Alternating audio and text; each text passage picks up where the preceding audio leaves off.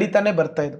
So KPSC ಇದರಿಂದ so ಬಹಳಷ್ಟು ಮುಜುಗರವನ್ನು ಕೂಡ ಅನುಭವಿಸಿರುವಂಥದ್ದು. ಈಗ ಅಂಥದ್ದೇ ಮತ್ತೊಂದು ಘಟನೆ. ಮೊನ್ನೆ ಆಗಸ್ಟ್ 27ನೇ ತಾರೀಕು ಈ ಒಂದು ಎಕ್ಸಾಮ್ ನಡೀತು. ಈ ಎಕ್ಸಾಮ್ ಒಳಗಡೆ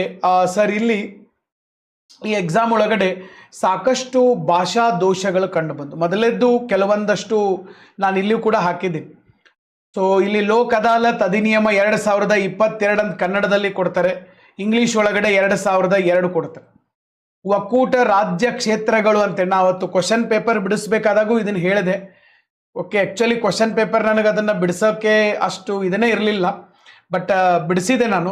ಅವಾಗೂ ನಿಮಗೆ ಭಾಳಷ್ಟು ಅದ್ರ ಬಗ್ಗೆ ಹೇಳಿದೆ. ಬಟ್ ಎರಡನೇ ಪೇಪರ್ ನೋಡಿದ ಮೇಲಂತೂ ನನಗೆ ಗೊತ್ತಾಯಿತು ಇದು ಪೇಪರ್ ಬಿಡಿಸೋದ್ರಾಗ ಏನೂ ಅರ್ಥ ಇಲ್ಲ ಅಂತೇಳಿ.